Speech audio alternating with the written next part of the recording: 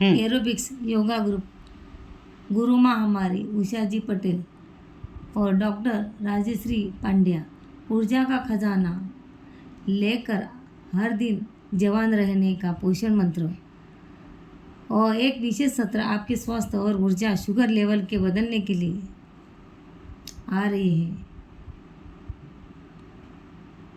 इतनी कंसिस्टेंटली रोज यहाँ पे आके और इतनी एनर्जी के साथ इतना अच्छा वर्कआउट करते हो, मतलब it is mind blowing to see so much of energy आप लोगों में। सुपर, मतलब बहुत अच्छा। इसलिए मैं चाहती हूँ कि आप अपना राइट हैंड ऊपर कीजिए, अपनी पीठ पे बंधिए, ऐसे शाबाश। और अभी अपने आजू बाजू के लोगों को है ना, उसको भी पीठ थपथपाइए और बोलिए शाबाश। Super super commendable. अभी बताइए, आप लोग इतनी मेहनत करते हो, इतना सुबह आते हो, डिसिप्लिन के साथ लाइफस्टाइल जीते हो, तो भी आप में से कितने लोग इतने होंगे जिसको कहीं ना कहीं बॉडी पेन होता रहेगा पूरे दिन में, शायद एनर्जी फील नहीं हो रही है, कुछ काम करने को दिल नहीं कर रहा है थ्रू आउट द डे, मतलब ऐसा लगता है अभी बस हो गया, अभी आगे कुछ नहीं करना। कितने लोग यहाँ पे ऐसे हैं? तो परफेक्ट। तो ये सेशन में सिर्फ 20-25 मिनट का उसी के लिए लेने वाली हूँ कि आप अपनी डेली एनर्जी, अपने सिंपल खाने पीने में क्या चेंजेस करके आप आपकी एनर्जी को बढ़ा सकते हो। एंड आई गारंटी यू कि आप आज से ये फॉलो करोगे, विद इन अ मंथ आप मेरा नंबर ले लीजिए, आप में से 80% ऑफ द लोग बोलेंगे कि सही में एनर्जी में फर्क लग रहा है। कुछ बड़ा करना नहीं है, 3 मेन प्रिंसिपल्स याद रखने हैं खाने पीने के, and you will start seeing the difference in your energy. तो before I get into the session में थोड़ा इंट्रोडक्शन अपने बारे में बोलूंगी। मेरा नाम डॉक्टर राजश्री पांड्या है। मैं एक होम्योपैथ, न्यूट्रिशनिस्ट और न्यूट्रीजेनोमिस्ट हूँ, मतलब इसके बारे में मैं थोड़ी डिटेल में बात करूंगी, जहाँ पे मैं जीन बेस आपकी जेनेटिक को स्टडी करके आपका डाइट प्लान बनाती हूँ, जो एक्चुअली आपके लिए बना हुआ होता है। लेकिन आज यहाँ पे मैं कोई बड़ी डाइटिंग की टिप्स या पतला कैसे होना है वो बारे में नहीं बात करने आ रही हूँ। मैं simple day to day life में न्यूट्रिशन के बारे में क्या चेंजेस करके अपनी एनर्जी को बढ़ा सकते हैं उस बारे में बात करती हूँ। और इसके लिए मैं सबसे पहले ना एक बहुत पावरफुल कंसेप्ट आप लोगों को समझाना चाहती हूँ। मतलब हम लोग जो खाना खाते हैं, करेक्ट, खाना सिर्फ कैलोरीज नहीं होती है कि केले में 100 कैलोरीज होती है, एक ग्लास दूध पी लिया तो अराउंड 200 कैलोरीज यू कंज्यूम, लेकिन वो कैलोरीज नहीं होती, एक इंफॉर्मेशन होती है जो आप अपनी बॉडी को देते हो। और जब भी हम खाना खाते हैं, जो भी मुंह में तुरंत डालते हैं ना, उसको डाइजेस्ट करने के लिए हमारी बॉडी में इंसुलिन उत्पन्न होता है। इंसुलिन, और जो जिस प्रकार का खाना हम खाते हैं उस प्रकार से इंसुलिन राइज होता है। फॉर एग्जाम्पल, आप लोगों में से कितने को लगता है कि morning it's a very good to start your day with fruits? How many of you start your day with fruits? So let me correct you over here. ये करना सही नहीं है। फ्रूट्स अनहेल्दी नहीं है, फ्रूट्स बहुत हेल्दी है, लेकिन दिन की शुरुआत अगर आप फ्रूट से करते हो, आपने रात का खाना 8 बजे, 9 बजे, 7 बजे खाया है, उसके बाद सुबह आप 8 बजे नाश्ता करते हो जो फ्रूट्स के साथ चालू करते हो। फ्रूट्स में शुगर कितनी होती है? तो क्या होता है, तुरंत अपना इंसुलिन इससे ऊपर रहेगा, क्योंकि फ्रूट्स को डाइजेस्ट करने के लिए बहुत इंसुलिन लगता है। तो इंसुलिन का ग्राफ जितना ऊपर जाता है उतना तेजी से नीचे जाएगा। वो हम लोग को नहीं करना है। हम लोग को इंसुलिन का ग्राफ ऐसे नहीं, बल्कि स्टेबल राइज और फॉल होना चाहिए, जिसकी वजह से इंसुलिन जितना स्टेबल बॉडी में रिलीज होएगा और डिप होएगा, उतना ही इन्फ्लेमेशन कम होती है बॉडी में, उतना बॉडी में वेयर एंड टेयर कम होएगा, आपको बीमारियां कम होएगी।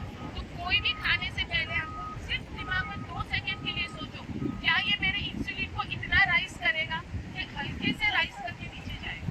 क्योंकि ऊपर जितना जाएगा उतनी ही 30 मिनट्स के बाद आपको और भूख लगेगी, और शायद आप उससे ज्यादा खाओगे जो आपकी बॉडी को जरूरत नहीं है। और उसकी वजह से ही, डेली ये प्रैक्टिस की वजह से ही वेट गेन, बेली फैट ज्यादातर होता है, और मोस्ट ऑफ द डिजीजेस भी इसकी वजह से होती है। अभी ये इंसुलिन के ग्राफ को, जैसे मैं बोल रही हूँ, स्टेबल राइज और फॉल होना है, उसके लिए सिर्फ 3 प्रिंसिपल्स खाने में आप याद रख लो या चेंज कर लो, तो वो बहुत सारी एनर्जी लेवल में आपका फर्क कर सकता है। 1 इज मील सीक्वेंस, खाने का सीक्वेंस, दूसरा है खाने का बैलेंस, और तीसरा है खाने का timing. Now coming to meal sequence या मील ऑर्डर, वो क्या याद रखना है, start your meal with any fibre. कोई भी फाइबर वाली चीज से अपना अपना खाना चालू कीजिए। फॉर एग्जाम्पल आप इधर लंच के लिए जा रहे हो, बुफे के लिए जा रहे हो, सबसे पहले थोड़ा सैलेड ले लीजिए या थोड़ा सूप ले लीजिए, क्योंकि वो फाइबर आपकी स्टमक लाइनिंग को कवर कर देता है, जिसकी वजह से जो उसके बाद खाना खाते हो वो ग्लूकोज धीरे धीरे आपकी बॉडी में रिलीज होगा। तो पहले हमेशा फाइबर, उसके बाद प्रोटीन्स एंड फैट्स, और लास्ट में जो आपका कार्ब्स है, मतलब रोटी सब्जी, वो लास्ट में लो। इतना एक ऑर्डर आप याद रखोगे तो आपका 40 to 50% ग्लूकोज स्पाइक बॉडी में कम हो जाएगा, जिसकी वजह से इन्फ्लेमेशन बहुत हद तक कम हो सकती है। सो शैल आई रिपीट, पहले क्या होएगा, fibres, second is your proteins and fats, like paneer है, टोफू है, नट्स है, उसमें प्रोटीन और फैट्स होता है। और तीसरी चीज होती है आपका कार्ब्स, जैसे चावल है, राइस है, ब्रेड है, पास्ता है, जो भी है आप लास्ट है। और अगर डेजर्ट खाने का मन होता है, that has to be the last, is a treat meal, सबसे लास्ट होना है, ताकि वो आपकी बॉडी को नुकसान नहीं करे। अभी जब दूसरी बात आती है मील बैलेंस। मील बैलेंस मतलब अगर आप अपनी प्लेट गिनते हो, पूरी राउंड प्लेट है खाने की, उसको आधे पोर्शन में डिवाइड कर दो। तो आधा पोर्शन जो प्लेट का रहेगा वो वेजिटेबल्स और सैलेड से रहता है, और 1/4 ये बाजू का आधा, 1/4 प्रोटीन, और नीचे जितना 1/4 बचता है वो ही कार्ब्स होना चाहिए। ज्यादातर हम लोग क्या करते हैं, रोटी 3 या 4 खाते हैं, सब्जी इतनी ही खाते हैं, तो कार्ब्स का पोर्शन ज्यादातर बढ़ जाता है। और वेजिटेरियन डाइट में मैंने मेरे क्लाइंट्स में मोस्टली देखा है कि वो लोग के कार्ब्स और फैट ज्यादा होते हैं, प्रोटीन कहीं ना कहीं खाने में मिस होता है। और प्रोटीन ही है जो लॉन्जिटिविटी बढ़ाता है, आपके मसल मास को बढ़ाता है। इसलिए you have to take care कि 1/4 of your meal, every meal, not one meal of the day, हर एक मील में 1/4 पोर्शन कहीं ना कहीं प्रोटीन का होना ही चाहिए, ताकि आपके बॉडी में एनर्जी, मसल्स बने रहे, वरना मसल लॉस होते रहता है और सब प्रॉब्लम्स, बॉडी एक, मसल एक, जॉइंट पेन्स चालू हो जाता है। और तीसरी चीज जो मैं आपको बोल रही थी, मील टाइमिंग्स। यहाँ तक काफी लोग वर्किंग रहेंगे जो मोस्टली ब्रेकफास्ट स्किप करते रहेंगे, खाई नहीं, टाइम में भागो ऑफिस में, और बाद में डायरेक्टली लंच करते हैं, और लंच ऑफिस में कंपैरेटिवली ज़्यादा हो जाता है, और डिनर जब भी वापस आते हैं तभी एकदम रिलैक्स रहते हैं, टीवी के सामने बैठे रहते हैं, तो डिनर और ज़्यादा हैवी हो जाता है, क्योंकि मेंटली यू काम, आपको कोई स्ट्रेस नहीं है। लेकिन एक्चुअली हम लोग की जो डाइजेस्टिव सिस्टम है वो सूरज के साथ लिंक्ड है।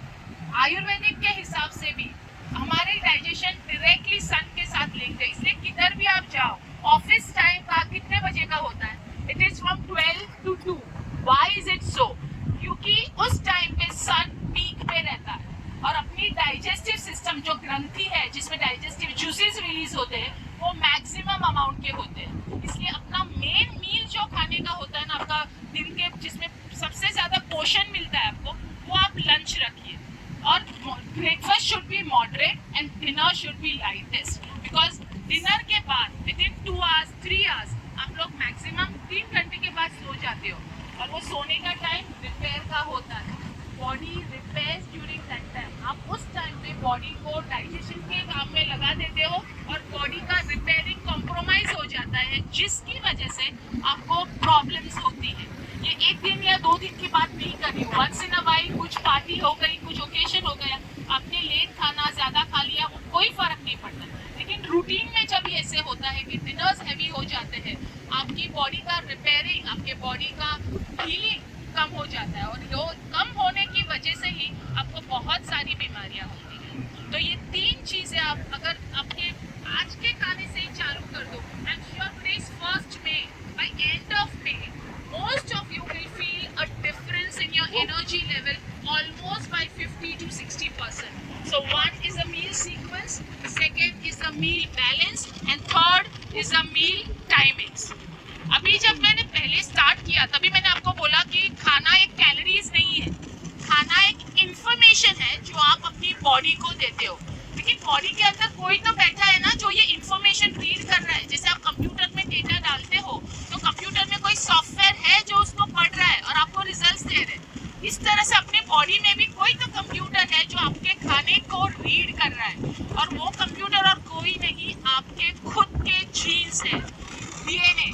जो जीन्स आपको आपके पेरेंट्स से मिले हुए हैं, वो जीन्स आपके खाने के साथ बात करते हैं। और अगर आपका खाना आपके जीन्स के साथ तालमेल करता है तो बॉडी में बहुत सारी इन्फ्लेमेशन और बहुत सारी प्रॉब्लम्स कम हो जाती है। इट इज़ लाइक अगर आप कोई फॉरेन कंट्री में गए, ओके, जहाँ पे लैंग्वेज अलग, कल्चर अलग, और वहाँ पे आपको कोई ऐसा आदमी मिल गया जो आपकी मदर टंग बोल रहा है, आपको कितना कंफर्टेबल लगेगा वो आदमी के साथ, मतलब जैसे वो आदमी अपना ही है।